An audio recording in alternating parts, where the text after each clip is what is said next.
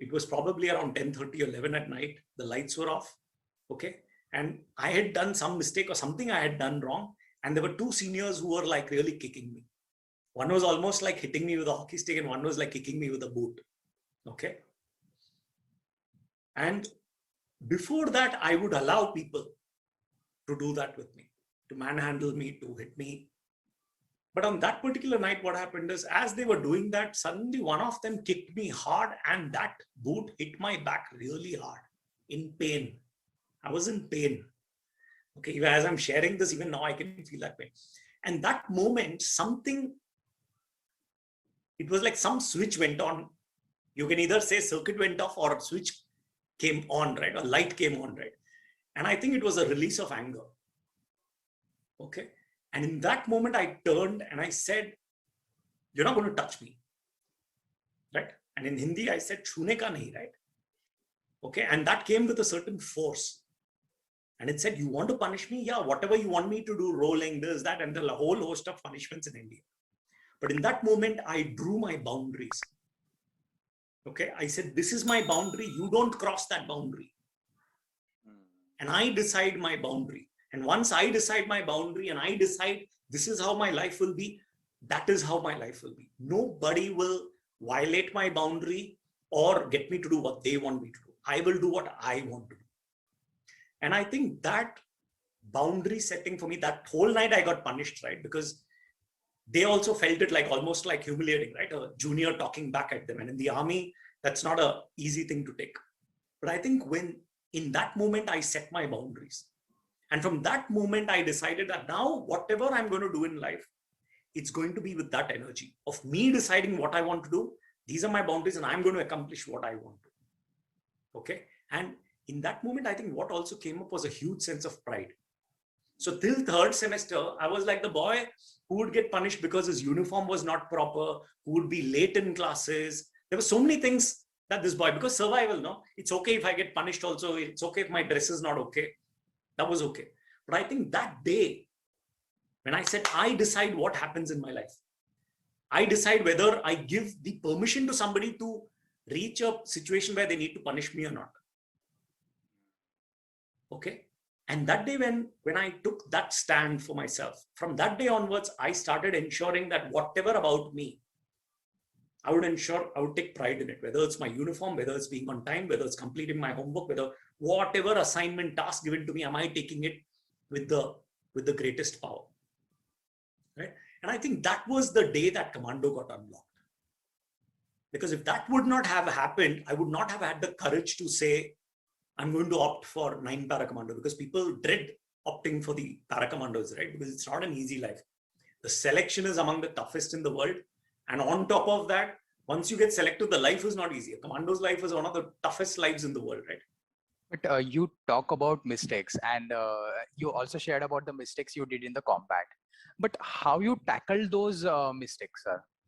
Because like everyone abusing you or like criticizing you for that step, if you talk about that particular incident. But how you tackle that? Good question, right? So I think initially, because it's a combat area, people cannot have a calm conversation with me. Deepak, so I'm in combat and somebody's saying, Deepak, what did you do? Oh, don't do that. You know, people can't say, like, they'll say, Abhi, kya kar raha tu? You know, what are you doing? Right? Stop doing that. Tell the squad commander to take charge. Right? I mean, because you have, it's an active zone, right? Okay, so in that moment, you simply listen. You simply listen and you allow people to guide you so that in that moment, you do what is needed. Okay, that's the first thing, right? Second thing I think around mistake is, and this I would definitely speak about my unit, but I would definitely speak about all organizations which are extraordinary organizations, okay? Which is their ability to go back and understand what is the mistake that you did. Helping you understand, helping others understand what is the mistake this individual did, and not beating up that person because of it, right? And saying, no, next time you won't go in operation. No, not that, but actually having a conversation around it. And then asking people, now you tell me, what are some ways in which you can address this mistake? Okay. And having a conversation there and then saying, okay, something store. So, you know, we never use these equipment. Okay, or even if we use this equipment, we ensure that we do double, triple, 4 times stitching even before we use this equipment, because otherwise things can fall off. Especially, let us say, things like what you wear. You have your magazine pouch. That is where you put your weapon magazines in. You ensure it is double, triple stitch, because sometimes if the stitch comes off, your things could fall off, right? So then what happens is they go into every single mistake. They look at why it happened, right? They get into the root cause. And then at that root cause, they then say, now how can we solve it so that not only for this officer, but for all our troops, it doesn't repeat again. Right? And once you're doing that and you're correcting yourself, then for the rest of your life, that mistake won't happen again.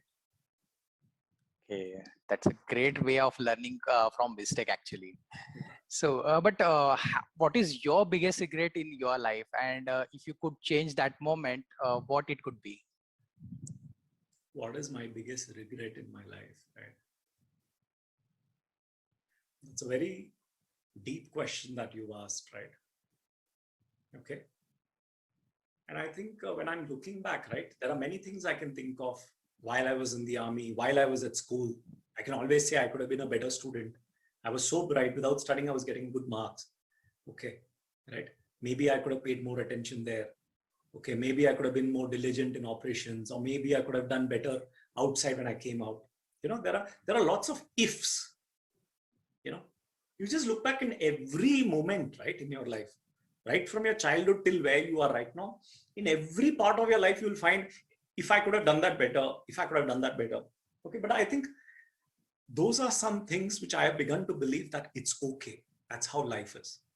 It will happen. Okay, so earlier I used to carry a lot of those regrets, but I've let it go and I've said it's okay. I was the way I was in class. If I didn't study well, if at times I didn't get the marks that I today would love to have got, that's okay, right? But if I really look back to the regret spaces, I think the regret spaces are expressing to people how much I loved them, how much I was grateful to them for. Okay. My father passed on in 2016. One huge regret I still have is, could I have loved him more? Could I have understood him more? Could I have cared for him more? Okay, because this will remain lifelong, right? Because that relationship is so powerful, right? There was another friend of mine in Nagaland. Okay. And I remember when I visited Nagaland, I didn't know him at all. I just met him there and he took me into his house. He treated me so well. It was a resort. He treated me like a 5-star guest. Okay. And like a brother, you know, we would just hug each other. We were like a brother. He didn't know me at all. He treated me, gave me 5-star treatment in his resort outside Kohima. And later when I was, you know, and this was the time when I had already left the army. And after that, I had joined a corporate company and I was working there. And at a particular moment, I was in a very intense project. And that was the time that I suddenly heard that this friend of mine, he had contracted lung cancer because he used to smoke a lot. He had contracted lung cancer. Okay. And I came to know, we spoke on the phone and all that, and I was supposed to visit him. But that time, that project, you know, there was a lot of demand on that project, you know, a lot of work pressure and all that. Because of which in that moment, I was not able to go and visit him. I said, I'll just visit him next month, or after 2 months, I'll go and visit him. And in that period, he died. Okay. Until date, I just wish in that moment, even for 2 days, if I had set everything aside and just gone, been with him, hugged him, taken care of him and come back, I would feel so much more happier today. Okay. So all that I would say is we are having some extraordinary human beings around us and they are not forever. So ensuring that at all times you are complete in expressing your gratitude to people, your love for people. In this moment, can you tell? Because next moment you don't know. I mean, today we are seeing the pandemic. You thought people will live till 70 years, which is whatever, 60 or 70 is the average span of life in India, right? Okay. But in COVID-like situation, you're seeing people going off young. Okay, so can we start treating every human being around us, especially our close ones, with a lot of love, respect, kindness, expressing our gratitude to them?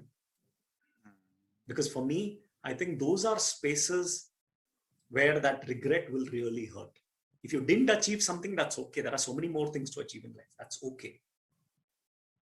But if you didn't convey your love to somebody, gratitude to somebody, and they're not there, then that will remain something that will keep biting you in life. It'll keep hurting you in life.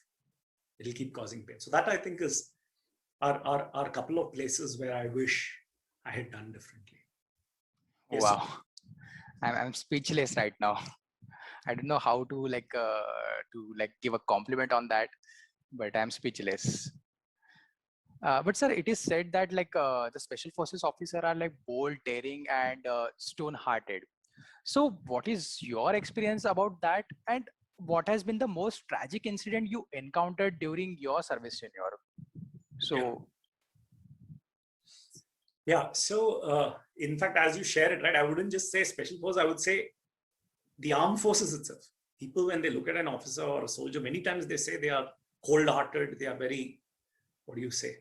They are able to go into any situation and they don't think and they go into it, however dangerous. So people think they're very cold-hearted, stone-hearted. And I would say there is nothing further from the truth. There is nothing further from the truth. Okay. And what I want to share is when soldiers go into the line of fire, they're putting their life at risk. So you take the Mumbai attack, Major Sandeep Unnikrishnan. He was a senior from school. We were together in NDA. We were together in school, and later on in the army also we were together. Now he was in the NSG and he was the officer who died in the 26/11 attack. Okay. Now, when he was rushing into the hotel during that 26/11 attack, right? Taj and all. At that time, he also had parents. He was from a very middle-class background, loving parents, everything he had, right? A family. Okay. However, in that moment, he also knew the risk he was taking. Okay. He also experienced fear. But at that moment, it was the love for the country, for the people who were trapped over there. Okay. For the service he knew he was doing that. That love was so much. That love was what made him overcome his fear. It gave him courage and it made him rush. So when you look at sacrifices being done by soldiers, and not just in India, but anywhere in the world, when a soldier puts himself or herself in the line of fire, in the line of danger, okay, they all experience fear. There are very few human beings in the world who will say, I didn't experience fear. And probably they may have psychological issues, right? Because fear keeps you alive. I mean, if you didn't have fear, you'd just run across the road, one vehicle will hit you. Or you'll go and put your hand inside a snake's mouth. Right? But that fear is what ensures that even if you're catching a snake, you're very careful in how you catch it. You know where not to think, how to keep it, all of that, When I'm working with an explosive, it is the fear that makes me ensure I'm very careful in handling that explosive. Because if I make a mistake, it'll blow up. Right? So fear is a very powerful thing, and every soldier anywhere in the world experiences fear. But what causes that fear to become courage, to become bravery, is love. Is love. Huge amount of love. And that love which says that I love my country, I love these people, and what I'm doing right now, I love why I'm doing it so much that I'm ready to put my life at risk. Because this matters more than my own life. So even if you're running and you see a child in danger, you putting your life at risk to save that child, that is what drives every soldier. That love. And it's there all around us. Just look all around you, right? Wherever you see people taking risks to save others, to help others, to protect others, it comes from a space of love. Is it making sense? Yes, absolutely. Actually, there is nothing beyond love. And if we seriously think about love, and we actually, without any expectation, if we could love the person, like that can also, that love will help you to overcome all the your emotions like fear, self-doubt, and everything else. So absolutely, it's you, whatever you said, it's like pinpointed. So I'm glad that. Thank But you. my next question is that what do you think like leaders and commandos like you, from where they get their energy during the tragic circumstances? Because it is like it's next to impossible to remain positive all the time. So how people like you remain positive during the tragic circumstances? You got lovely questions, Saurabh. So let me share something that's alive for me, right, in this question. Okay. And what I would share is, when you look at leaders anywhere, you look at it in a military unit, you look at it in a police unit, because there are very honest officers. I would say majority of officers in the police force or the paramilitary forces and the policemen, they are committed to their duty, and that is why you and I can go safely outside. People like to believe that policemen are very corrupt. If that corruption was there, then you would be afraid to even step out of your house, because anybody can kill you and rob you. So people are committed, right? So even in any organization you take the military, you take the police forces, you take the IAS officers, you take government, you take corporate organizations, you take social service organizations, you take families, even in families, right? Okay, you will see there are people who hold in even the most dire crisis, they are able to hold their energy and their positivity. Now, what gives them that? And for me, in my conversations, in my experience, what I've noticed is these leaders, these human beings, wherever they are in life, they are not just seeing this moment that, oh my God, I lost somebody in my home or in my unit, or the situation is so bad. Oh my God, we're about to die.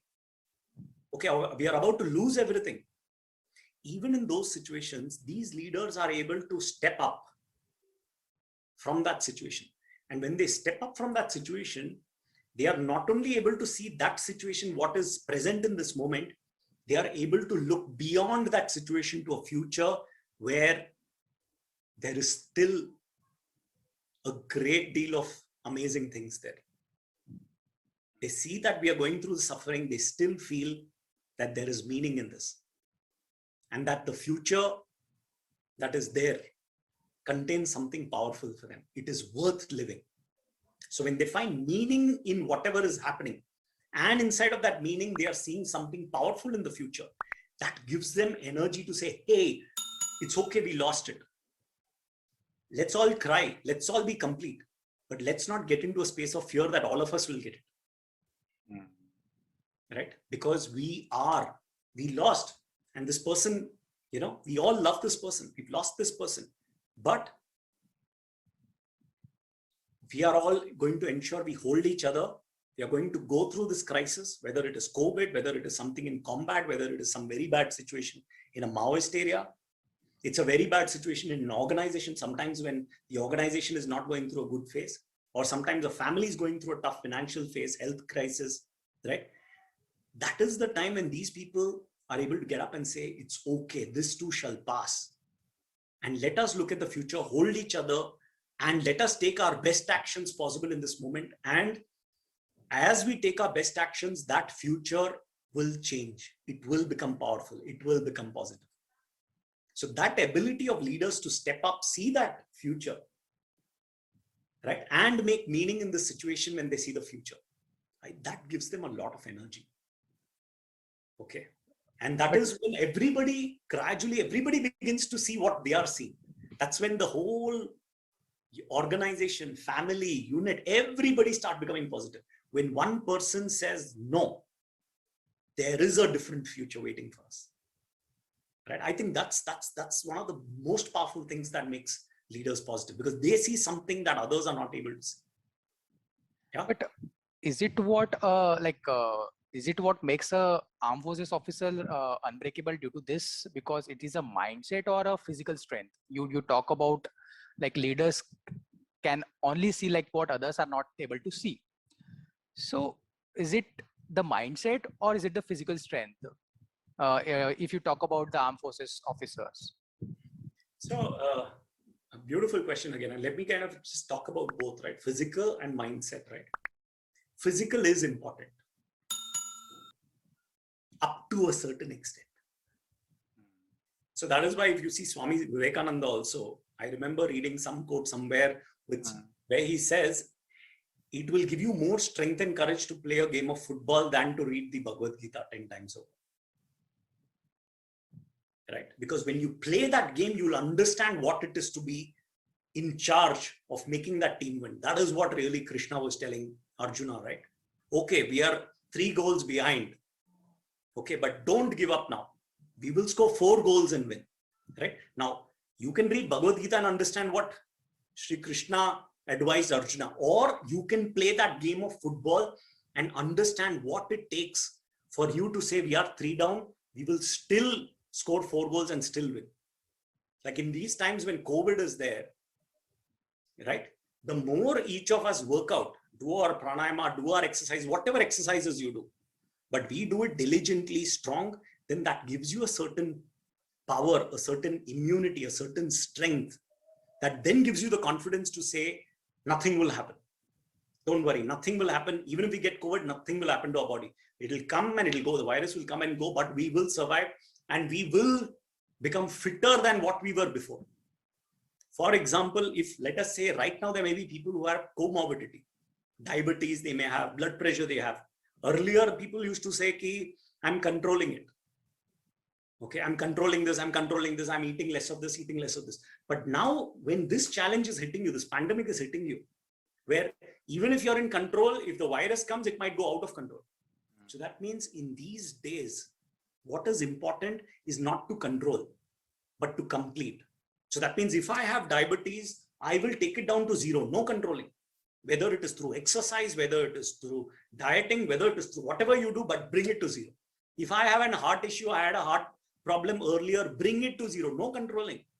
Become strong now. Because once you become strong, the energy is very different that you experience inside your body, right?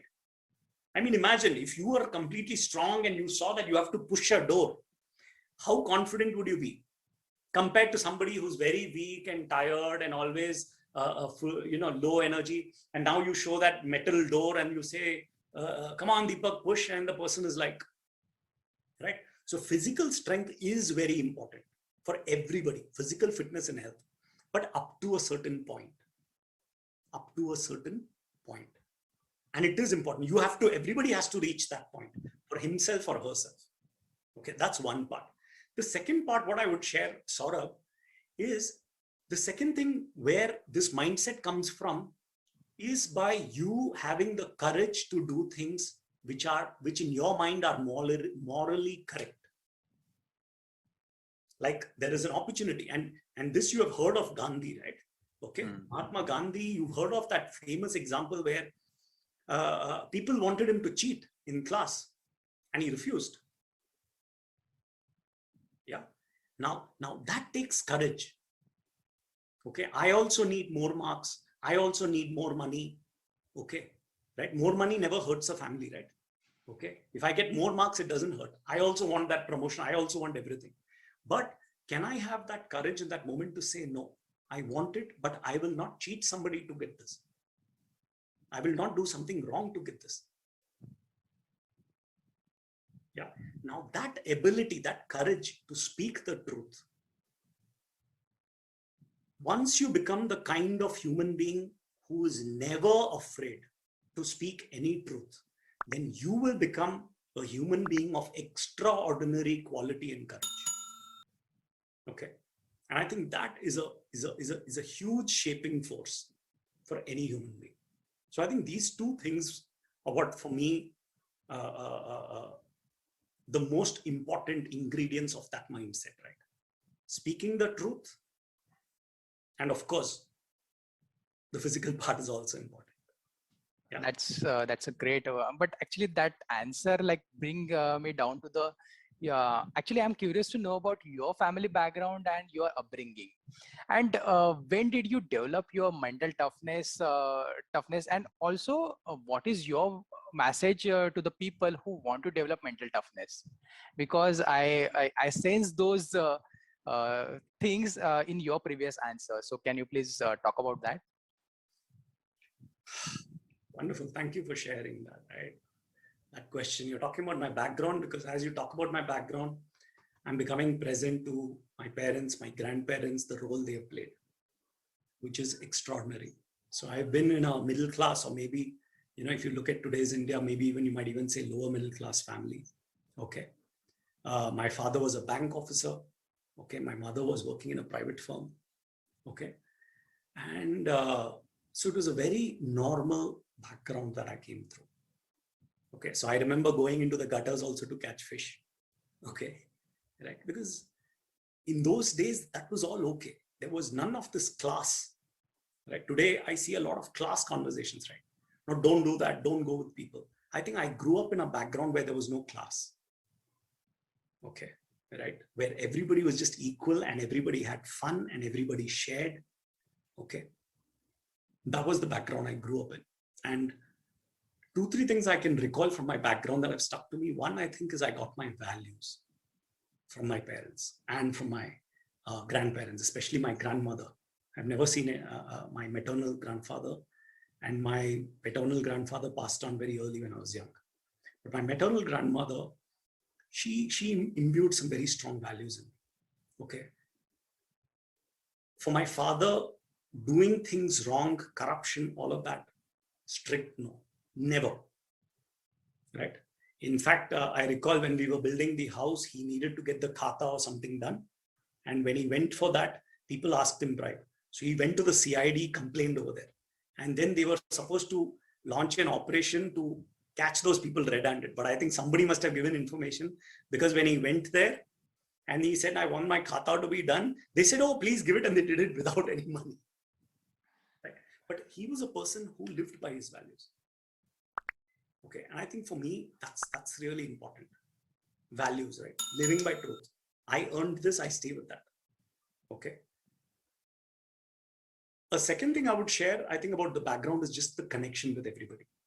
No religion, because I know I've gone into, both my parents had friends in all religions and communities. So there was nothing like this religion, this community, that community. It was just human beings, right? And he would just hug people, right? I also love hugging people, right? Because, there is just some magical when you can just experience the humanness of people, not all the class, community, economic status, all that. We just experience that humanity. It's like honey in your heart. That's how you feel, right? Okay. So I think these are some things that I got. And of course, from my mother, I have to acknowledge that her ability to sacrifice for the family, right? I mean, both of them, okay, the way they sacrifice for the family. So sacrifice is a very natural thing that comes in. You sacrifice. Okay. Right. So I think this was the kind of background I grew up in. And talking about mental toughness, okay. So I would think mental toughness is there in every human being who's born. Okay. Right now you're speaking to me. There is an extraordinary commando even inside of you. Whoever are watching this, right? Every person who's watching this, inside him or her, there is an extraordinary commando who has the highest level of toughness. But let me also share this. But that toughness will only come out when that person knows why that person needs to take on a task or a mission or a goal that is so important for them in life. If they don't know why I have to do something very, very tough, then they will back off. They'll say, oh, it's too scary. I'm afraid, can't do this, right? Okay. But if they know why I have to become join the civil services or become a government officer, or why get into that company, or why pass my engineering exam, okay, or why pass my 10th standard exam. If that why becomes clear, then it will unlock. It's like a big key. When the why is there, it will unlock a big lock, and then any amount of toughness comes, you will be ready to take it. Why? Because you know that whatever is seeming tough for you, you know why you have to accomplish it. So that is what I would say. It's not something that you build or you get from outside. It's already within you. If you're a human being, you are extraordinary. But for that extraordinary thing to come out, you need to take a task which is equally challenging, and you need to know why you're taking that task. So that's really my answer for your question. Can you please tell us about a moment where you face these challenges and you overcome those during your service tenure? So if you can give the any example of any combat story, so that will be a very interesting. So let me share this, right?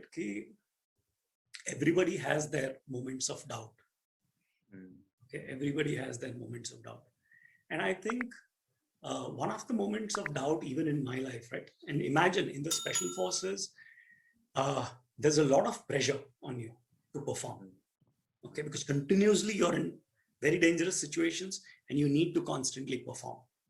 Okay, and at the same time, there are so many people making judgments on you, what you are capable of, how you are capable, and all of that.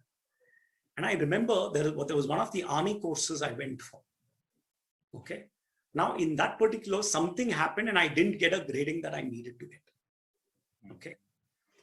And from there, what happened was somebody told my commanding officer at that point of time, this person, made some statements about me, which were not kind statements. This person's not deserving. This person's not like this. This person's not like this.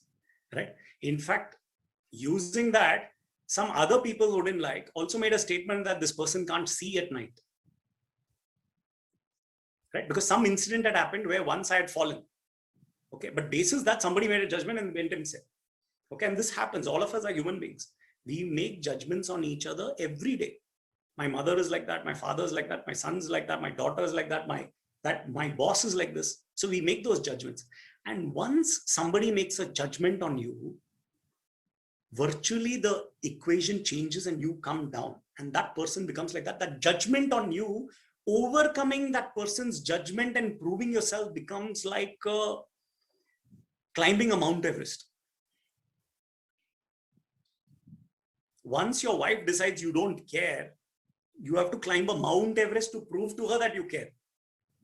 Because after that, she has put on red glasses, and whether you show yellow, green, purple, anything, she will only see red.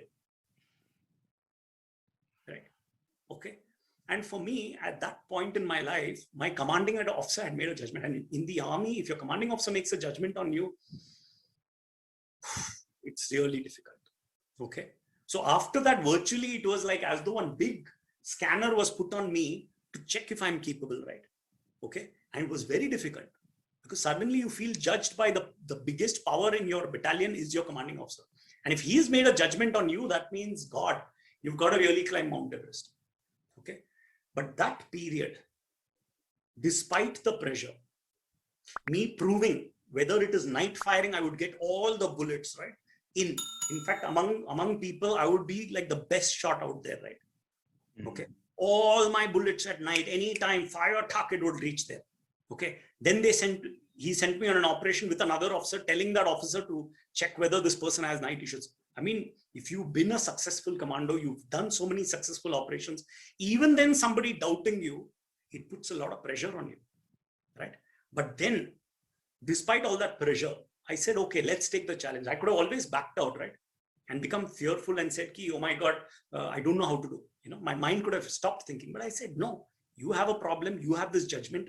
It's okay. Let me walk against your judgment, right? So those 3-4 months where in every action of mine, I showed that person, you think this is your judgment? See, here it is. You think this is your judgment? See, here it is. See, here it is. See, here it is. See, here it is. Finally, that judgment had to break. And that person said, I get it. go operate. And that is the time when you are able to break somebody's judgment of you. It could be your school teacher, it could be your parents, it could be your spouse, it could be your boss, your colleague, anybody. When you break the judgment of somebody about you, it is like getting out of jail. Right? You're like saying, yeah, finally you can see me in my power and not as some small animal which is put in a cage. Otherwise, the moment somebody has a judgment about you, they put you inside one small cage and they make you small. Right? And every time you are able to break, you're not allowing their judgment of you to become your judgment. You got it? So I could have easily told myself, oh my God, really? I could have started doubting myself. Really? I can't see at night. Oh my God, I'm not capable in this. I'm not capable. I could have started doubting, right? But in those moments saying, okay, that is not my judgment. I know who I am. That is their judgment. And I will just continue moving ahead and moving ahead and moving ahead. Right? And finally, if I keep moving ahead despite anybody's judgment and I keep doing what I want to do, finally today or tomorrow, their judgment will break and they will begin to see us in our power. I think that for me was one of the toughest phases.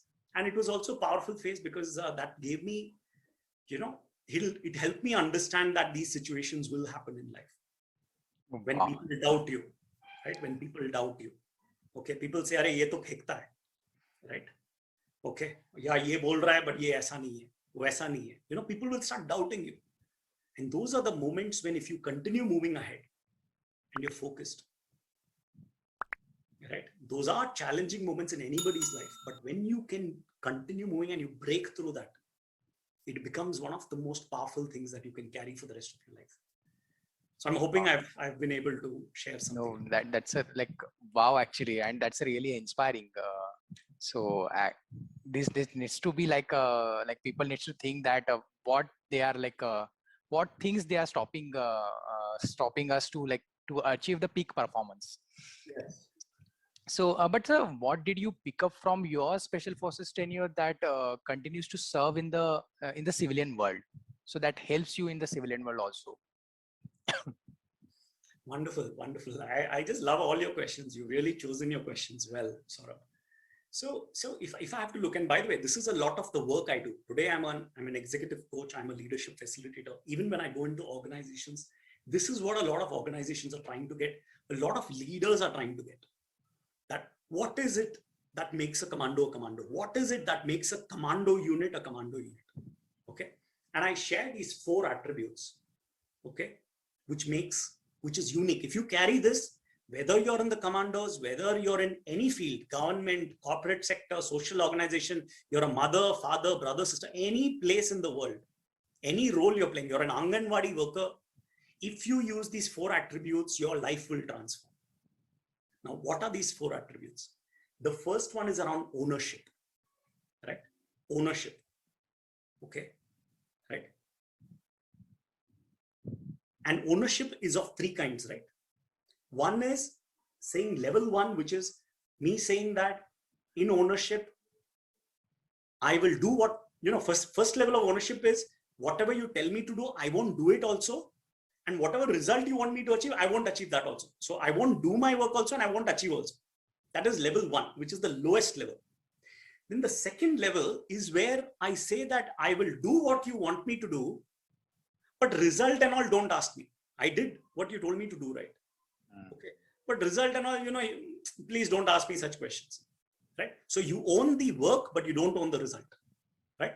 And the third level of performance is where you say, if a task is given for me, I will accomplish it. I will do it and I will accomplish what has to be accomplished.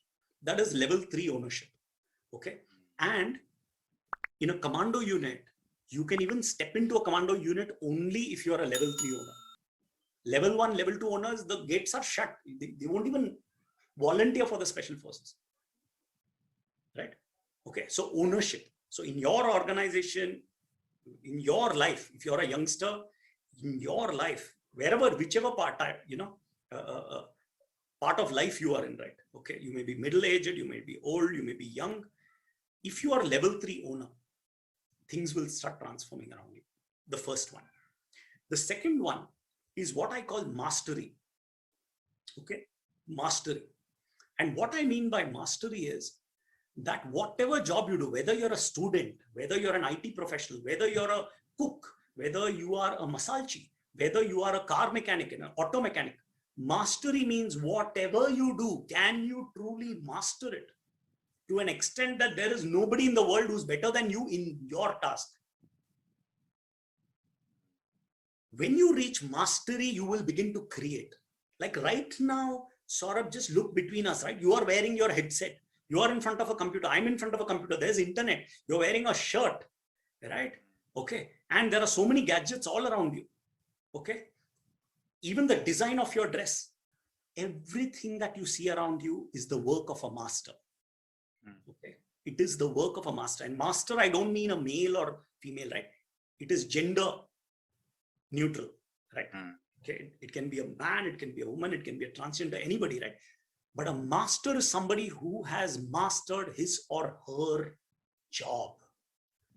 It could be studying, it could be cooking, it could be IT, it could be anything. Mastery. And when you master that, then trust me, in the whole market, in whatever you do, you will be the best. So mastery is the second thing. And I like what Werner Erhard said. There's a great leadership thinker by the name of Werner Erhard. And he said, he's still around in the US, okay? He said, when you truly master something, okay, and I'll repeat it, when you truly master something, then that which you master begins to use you. Because when you master something so much, it goes into your blood. And when it goes into your blood, you start creating things. Even if pottery, when that pottery, whoever that potter is, when that potter becomes a master, then what pots get created? The whole world wants those pots. If I'm an IT person, when I truly master that coding, what I'm doing, then whatever software program I create, the whole world wants it because it is so amazing. When I'm a tailor, when there is such a high level of mastery, then everybody in the world wants to come to Bangalore, come to my tailor shop and buy it from me. You getting it right? So that is mastery. The third is integrity, which is you being your word. Right? Okay, you being your word. And when you are your word, then whatever you say, if you respect what you say, and you're ensuring that if I committed something, I will accomplish it the way I said it, by the time I said it, then what happens is whatever, if you start, and you remember in Indian mythology, people say that all these rishis and all, they had power in their words. Even by mistake, if they would say something, something would happen, whether good or bad. That was because their word was so precious. They wouldn't throw words. Okay, I'll do it. But next day you see, it's not done. That means your word is useless. But when you say tomorrow morning, I'll be up at 5:30. And the next morning, whatever happens, you are up at 5:30. That means now your word is worth like gold. Because today you'll say, I'll wake up at 5:30. Tomorrow you'll say, by this Friday, I will complete reading this book. Then you will say, by coming June, I will clear that examination. Then you will say in your company that by the next quarter, I will accomplish these sales results. Then as a startup, you will say by next March, I will get funding for this unit and I will take this startup to the next level of performance. So you see, once your word becomes that, then wherever you are in this world, things will start happening for you. Because your force is there behind your word, and that's integrity. Okay. And the last part that I want to share is love and connectedness. Okay. And if you have to see in the armed forces, okay, what makes people, risk their lives for you? As an officer, you say, that is Kargil, let us go there. Why should people follow you? People must be wondering, why do people follow all these army officers in Kargil and they risk their lives? They also have a family.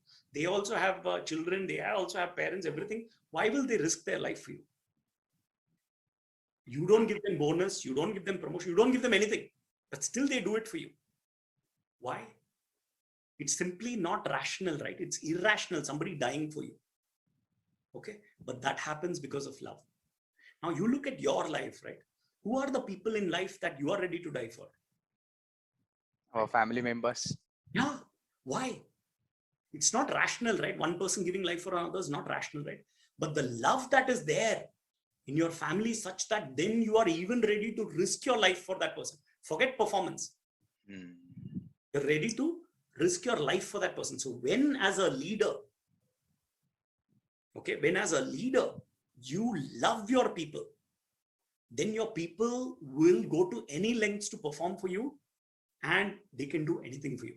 So this is what I share, right? I say good managers, great managers get great performance, but that performance is rational. It's rational. But leaders get great performance, irrational performance. People cannot believe that somebody can perform so much. And that is what love enables. Okay. So this is really what I had to share. And here, if I have to share, there is also a process behind it. People may think, how can I generate that kind of love, right? Okay. So there is also a process behind that love that the armed forces has. Every armed forces officer, as he or she passes out, right, we have something called the Chetwood Credo. And in the Chetwood Credo, they say that the safety, welfare, right, the safety and welfare and well-being of the country comes first, always and every time, right? Safety and welfare of the country comes first, always and every time, right? The safety, welfare, and comfort of my men, and today you can say my men and women, right? We are talking about this Chetwood made 100 years ago. Today there are women also in the armed forces. The safety, welfare, and comfort of my men and women, my troops, basically come next. My own safety and comfort come last, always and every time. Now, if you kept this as your mantra in whichever organization you're in, your people will die for you. Any performance target you give them, they will do it for you. Why? Because you're keeping the organization top, then your people, your own self-interest, you're keeping last. And that unlocks magic. Okay, so that's what I wanted to share, right? These four things: ownership, right? Okay, ownership, mastery, integrity, and love and connectedness. These four, if you put together, you will become an extraordinary leader.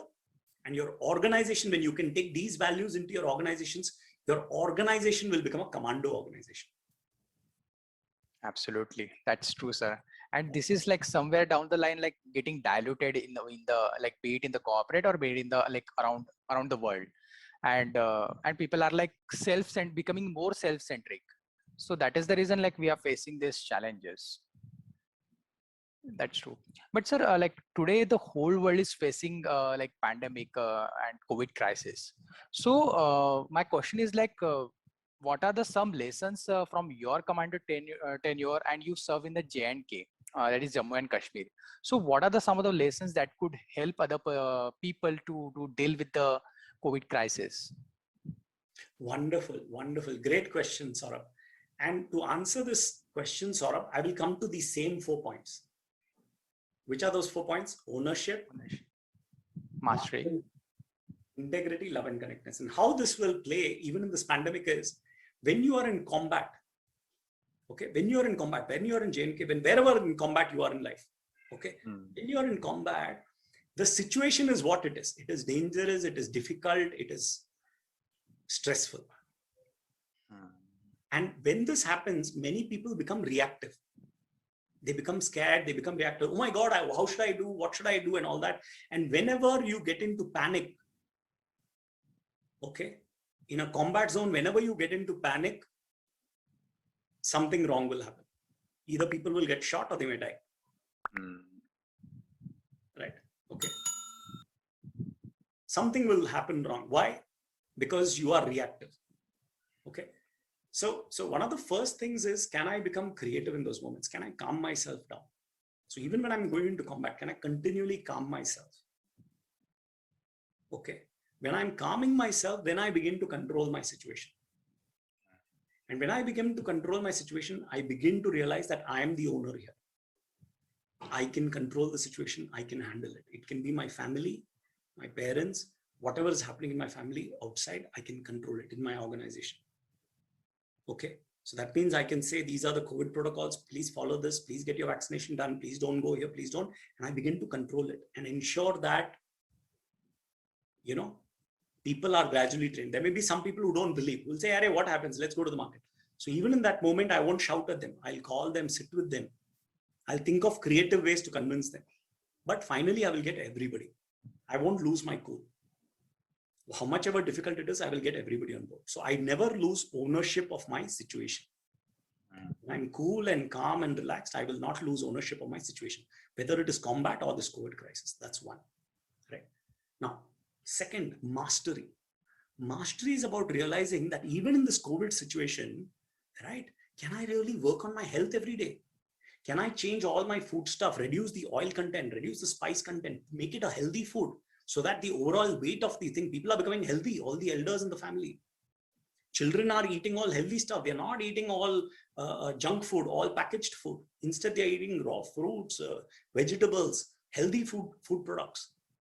Right? So when you begin to master things, okay, that every time before I go, do we have a clear protocol that anybody stepping out of the home, put on the mask or a double mask and take it in their pocket, everything is kept over there. You see, like military precision, everything I'm controlling, tuck, tuck, tuck. The moment people come in, they're leaving their footwear outside, they're not touching anything, straight to the bathroom. The bathroom is open. They don't even have to touch the door. They just have to open, wash their hands, again, sanitize the tap. You see, precision. This is what I call mastery. People who don't practice this mastery will do mistakes. And if they do mistakes, in combat, you lose a life. In a COVID situation, you are increasing the risk of your family contracting it. Right? If you're not prepared and you go into combat, you might get shot, right? So same way, if that mastery is not there in all your process at home with your kids and your elders and how they go out and who comes out, and if you're not making a process around something, you will again get it. Okay. Third, I think, is about integrity. And why I'm talking about integrity is that integrity is a very important thing when you're trying to change your patterns in life. Till date, I'm not used to exercising only. Let us assume, okay, I'm a person, I'm let's say a grandfather, grandmother, or let's say I'm a middle-aged person. I have never worked out in my life. Till now, I'm grossly overweight, okay, and I'm not used to waking up in the morning, doing my pranayama and all that. However, now the situation has come where you have to take care. Because if you're not taking care and you have a little bit of diabetes, heart problem, something can happen, right?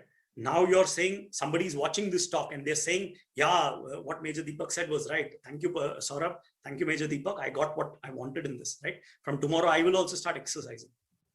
So what did they do right now?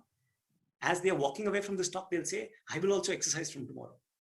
But tomorrow, will they really get up and do it? Or today it was very good to say after watching this video, or maybe there are so many such videos. People get inspired and say, now I'll also work out. I will also study hard. I'll also eat healthy. People say all these things. They think all these things. They say all these things, but they don't follow it up by doing. So the third thing which I'm talking about is integrity. Integrity is when you begin to put force behind your words. In a combat, once I say that is, we are going to launch that mission, why do you think soldiers die? Because they have given word to this nation that as long as I'm standing in the border, protecting the borders of this country, whatever happens, as long as I'm alive, the enemy will not come inside. And they put themselves in front of the enemy, and that's where they die. If they did not care for the word that they gave to this country, when the enemy is coming and firing so much, they will simply move aside and say, you go, let me protect myself. But they say, no, if we have given our word, even if you take the surgical strike, you take any army operation from independence till date or even before, if you see people having sacrificed their life, they gave a word that this is the word I have, that I will protect, I will attack, I will destroy that thing. Whatever they do, if they keep that word, that military mission is done. And if they say, I will go and attack that target, either that target will be destroyed or we will be dead. And you'll realize often the target is destroyed. If the target's not destroyed, that team is dead. But you will never have army units, air force units, naval units who come back and say, I tried, but it was too difficult. No, their word. So the third thing, integrity. When you have integrity, you will ensure, right, that whatever you are committing to yourself, that I will start working from tomorrow, I'll start studying from tomorrow, I will start ensuring that all these protocols, COVID protocols right now are being adhered. Till we are completely free, until the government says, okay, now you can relax protocols. But till the time these protocols are important, I'm actually managing it. That's my word. Yeah. And the last I talk about is love and connectedness. which is in these crises, the most important thing that gives us a lot of safety is the love of people around us. We are connected in our family. And that says that whatever happens to me, my papa is there with me, my mama, my wife is there with me, right? My kids are there with me, right? That love and connectedness gives you that sense of safety. Okay. And today, because we are not connecting so much with each other, we are not expressing that love, that concern, that care, we feel so small. And even if one small COVID happens, immediately we are like jumping. Right? If we can begin to get in those conversations again, okay, Dad, I love you. I'm there with you. Even if your dad gets COVID, if you just tell him, right, Dad, I'm there with you. I love you. I know what all you've done for me. And I know that even if you've got COVID now, you'll go through it and you're going to be there and I'm going to be here. These are the times to connect with people, to express your gratitude, okay, to have conversations that increase the connection among people. How are you feeling? What are you feeling? Check in with your employees if you're a company. How is this lockdown for you? You lost somebody, give empathy to people. Okay, understand how can you listen to them, understand what they're going through. So these are times where you give a lot of love and connectedness. Okay, and the more you give it, the more people feel safe. The more people feel safe, their immunity goes up. And biologically also it has been said, right, that the more safe you feel, okay, your parasympathetic nervous system takes over, which is it relaxes you and your immunity goes up. And the more you are scared, afraid, not feeling safe, what happens is your sympathetic, which is your body, gets activated. And all the blood goes into your hands, your face, your legs, but it goes away from your vital organs.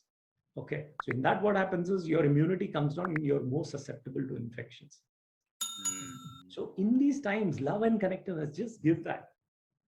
Immediately you'll see that even if COVID comes over, you will pass through it and things will work out.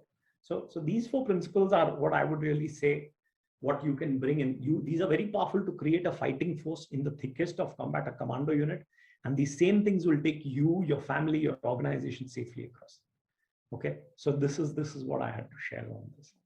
That's true, and absolutely, you said it right. But my next question is that there is a quote for commandos that is "Mushkil waqt commando sakt." So my question is, so do this armed forces people have emotions because they are trained to become a cold-blooded person? So do they have emotions, and how they deal with that? Wonderful. In fact, I touched on this point in a previous question, right? When you said, are they cold-blooded, right? Stone-hearted. And what I would just share is this, that every human being feels fear, and fear is a good thing. Everybody, of course, when I go into the plane and I need to jump out, and as an officer, the officer jumps out first. Of course, I'm looking down. There is that bit of fear, right? That it's there.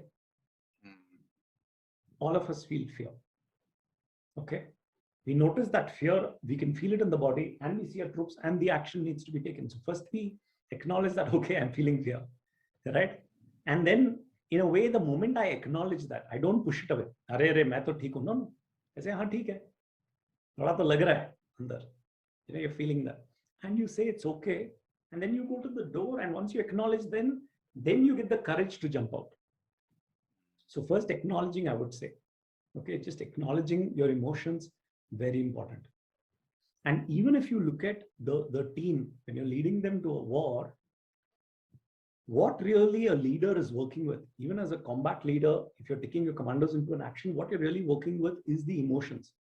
In fact, in the rest of the army, they even have war cries and all, which pump up the emotions, right? So you're actually playing with the emotions, and your emotions are what give you energy to take action.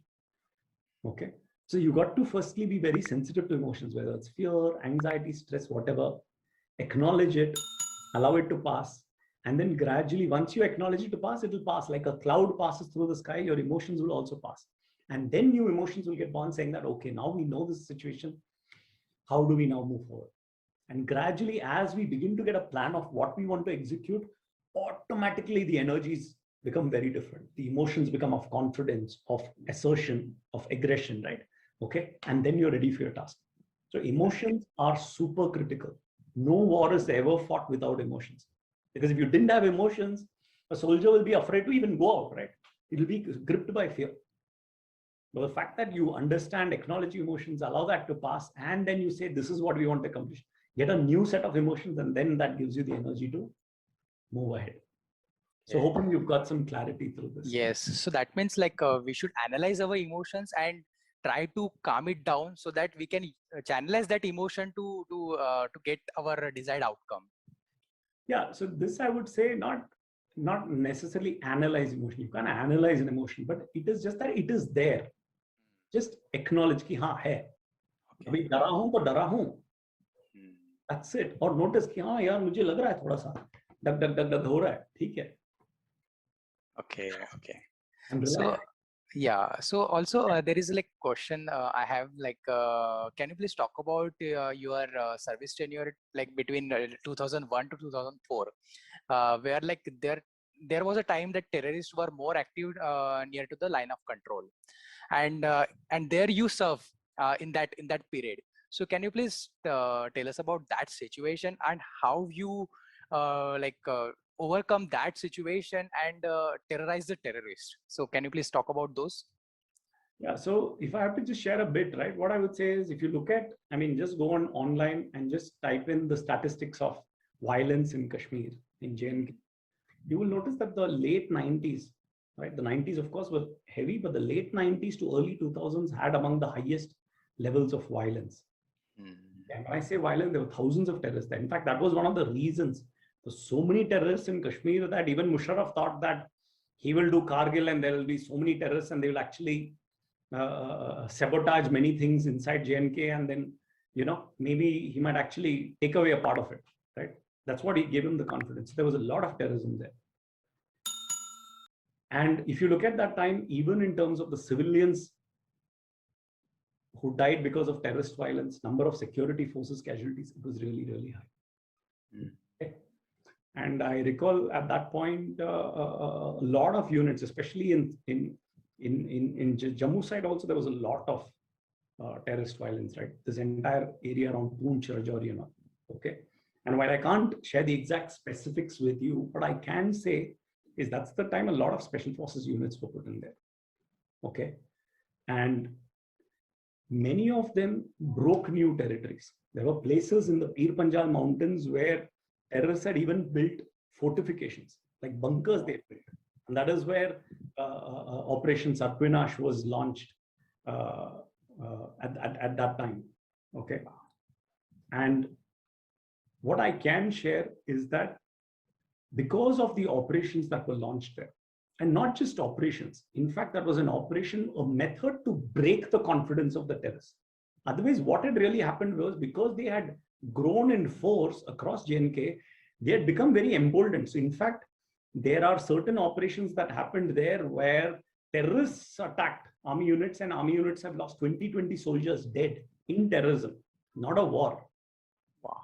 Officers, like for example, in Surankot, if you look at that duration, the early 2000s, almost every unit in this place called Surankot in Poonch, every unit had lost at least one officer and maybe at least a dozen soldiers due to terrorist violence. So you can imagine the terrorist confidence was high and the military confidence was low. And that's when they brought in the commandos to say, come on, we've got to break their back. And I think the actions that were taken at that point, systematically, we started launching operations. We started going into the core, those areas where they thought that this is like the Wild West, right? Okay, the villagers, everything, they were like Wild West. We can do anything over here. That's the point they thought they had subdued the army, but when the special forces came in, they didn't know where we came out from. 3 terrorists dead there. Immediately within 2 hours, 5 terrorists dead here. Okay, then they would come to collect the bodies. They would think that the army is moved out. They would come to collect the bodies. We would again be hiding. And again, we would knock off 3 more terrorists, right? So they didn't know what was hitting them, right? Where all special forces people were coming. Okay, so at a point of time, what started happening was the terrorists started getting terrorized. Okay, and that is when the tide turned. So when all the top commanders, they started losing, the tide turned, and then it became such that then after a point of time, even the local units started going and doing phenomenal operations. A few were doing it earlier, but now everybody started getting the confidence. At a point, even the police forces started going and striking, right? And finally, it reached a stage where today, if you go to Surankot, there are village defense committees. Okay, so the villagers themselves, the women, the men have been trained. They've been given weapons. They are protecting their own villages, which is where once the army was struggling to where now villagers are protecting themselves, right? So that's a huge shift. Now, this is what commandos accomplish. They transform a situation. Okay, and if you are the kind of commando in your family, your organization, that is what you are capable of in any situation. Okay, if you follow these principles of what it takes to be a commando or a commando unit, you will begin to turn the situation to your favor. Yeah, so I'm hoping this makes sense. Wow, actually, that is like, that is the reason like why our armed forces officers are like so special, and people need to like accept them with a care and affections, and the kind of the sacrifice they are doing is priceless, and we cannot match to that level at any point in time. So I think, I hope I have a slight bit here, which is what I would say is, of course, people who are going into the armed forces have very strong values because of which they go there. And they live those values of honesty, integrity, loyalty to the nation. They have all those values. That's why they're going there. But where do they come from? Who are their parents? Their parents are civilians, right? Maybe a shopkeeper, maybe a bank officer, maybe working in an IT company, maybe working in a government agency, maybe a laborer, a farmer. So where did those children who joined the special forces, where did they get their values from? From their parents. And I want to just take this moment to acknowledge that every citizen in this country who's doing a great job, who's living with integrity, with courage, putting in their best, they are inspiring their children to become commanders, to become fighter pilots, to become soldiers, officers, and reach the highest levels. Why? Because of the values they carry. So I'm actually saying that, you know, I'm paying a lot of respect to everybody who's out there. Okay, because of the values you carry, your children are getting inspired to become commanders. That's what I would like to share. True, sir. True. I'm speechless about that, because the way the points you add here is like, it's quite relatable. So yeah. So my last question is that could you please talk about your moment where you stuck in life and how you overcome those? Because sometimes we also feel that, yeah, why I'm not moving from one place to the another, from one point to the another. So what was your moment where you stuck, and how you overcome that? So I would say I was stuck at a particular moment in life, right? Okay, and if I have to share this particular moment, this was just before I left the forces, maybe some 2 years before that, where there were many issues that happened that put me under a lot of stress. Okay, one, I had a very aggressive boss. Okay, he was quite a terror, right? So oftentimes what would happen is that creates a lot of stress in your system when you have a boss who's very aggressive, right? And who's not able to control his emotions. Okay. And therefore they explode. And when that explosion happens, they don't realize what happens with their juniors. Okay. So that was one challenge I was facing. The second challenge I was facing, and I had broken my arm. So I'd become a low medical category. And now my entire career in the special forces was at risk. And I was, and the army and the special forces and the uniform meant so much for me. It was like a huge shock that I'd taken. How can I even live without that? On top of that, I had a relationship break, right? Okay, I was going around with somebody. I had thought we'd get married and all. Okay, but clearly a break was happening there. Okay, and that stress. And on top of all of it, all this is happening in a combat area where there is continuous violence happening, right? So when all of this happens, you don't know how to deal with it. You get stuck. You don't know what to do. You don't know whom to share. And these are the times I'm talking when all of us did not have a mobile phone all the time, right? Okay. So you would be there and you had to deal with your stress. You didn't know whom to talk with. Okay. And many times you realize that these are the situations where people take extreme actions. Okay. Some even commit suicides, right? Okay. Because there are too many problems coming at the same time and they don't know how to express it, how to speak. I was stuck at that point. I was stuck. And what is really stuckness, right? Stuckness is when you're not able to think. You don't know what to do. That is real stuckness for any human being. Stuckness is when you're not able to think at all. You just feel helpless. And you just don't know. You don't like your life and you don't know what to do about it. That is stuckness. Okay. And fortunately for me, I regard myself as really lucky that from somewhere somebody then, said, why don't you go and try meditation? And at that point, I got introduced to Vipassana meditation. Okay. And I remember I just went for some 3-4 days in Mysore where somebody taught me this in their home. I didn't even go to the Vipassana center. But because, when you need it so much, even if somebody throws one drop in the road, you'll go and drink it. Right? You don't need to go to hospital to take the medicine. Anybody throws it, you'll go and you'll drink it because you need it, right? You're suffering. So I think at that point, I took that. And I think that gave me some amazing clarity, right?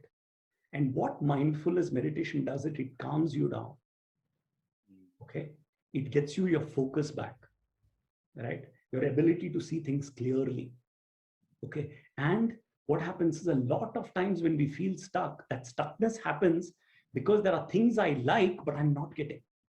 I like a girl, but she doesn't want to marry me. I want to get promotion, but I'm not getting it. I want my company to succeed, but it's not happening. I want to pass this exam, but it's not happening. So what's happening is either I like something, but I'm not getting it, or I don't like something and that's happening, like some tragic loss in the family, losing a family member. Okay, financial loss. I don't like it, but that's happening. Okay, so what I like, I'm not getting, and what I don't like, that is happening. Okay, and that really gets us in that stuck that we are in a state of shock, sadness, upset, anger. And when you do mindfulness meditation, it calms you down. And when you begin to calm down, you begin to sense your feelings. Okay, I'm feeling sad. You allow yourself to cry. You allow yourself to be upset, angry, whatever, but you're allowing that to pass. Okay, I'm not getting what I want, and that is okay. What I don't want, that is happening to me, that's also okay. Right? And it calms you down. When it begins to calm you down, your mind begins to think again. And the moment your mind begins to think again, you're getting your focus back, you're beginning to see, hear, feel things clearly, and you're able to deal with situations, okay, pleasant or unpleasantness, without clinging onto them. Then your life begins to move. And that point, that started to happen. So even though my boss was aggressive and he would shout, I would start becoming very calm with him. And the moment that would happen, he saw that his shouting was of no use. His shouting stopped. Right? Similarly, my relationship, I realized that, okay, she wants to move on, that's it. Right? Okay. And the moment I could see that, I felt my sadness, I allowed myself to cry, but I gradually healed from that, recovered from that. And then when I could see things clearly that, okay, I see my arm broken, this is what it is. Okay. And I don't want to go to any non-fighting arm, because if I'm coming 3,000 kilometers all the way from my hometown to the border of India, I don't want to be doing anything which is not being right in the forefront. So that point, I began to realize that whatever has happened has happened. Now, can I see other ways of serving? And gradually that gave me clarity to move beyond my relationship, gave me clarity also to start seeing a life outside. And that is how I gradually began to even see a career outside. And then after that, that supported me to reestablish myself outside, whether it's going to IIM Ahmedabad or getting into McKinsey or whatever else today has been created. It's helping me.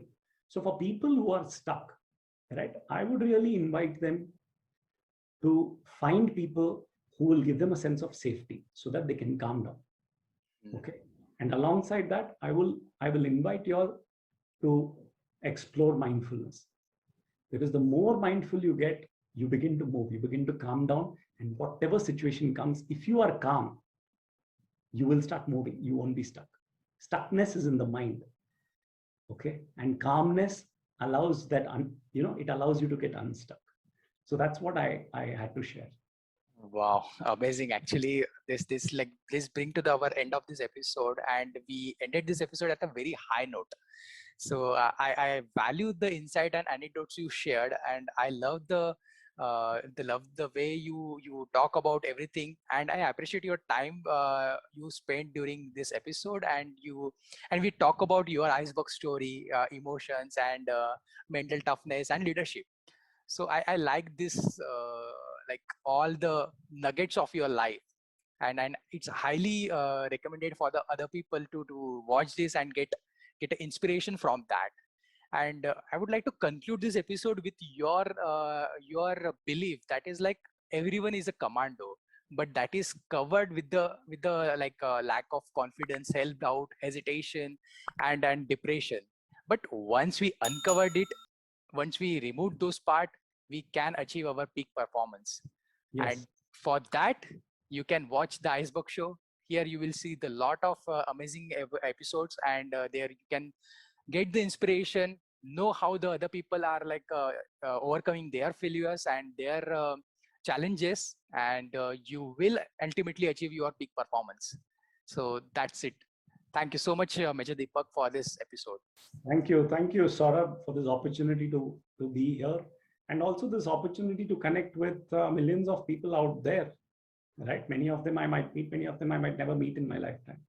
Okay, and I'm hoping that there is something of value that each person is carried away. So thank you. Absolutely, sir. Thank you so much, sir.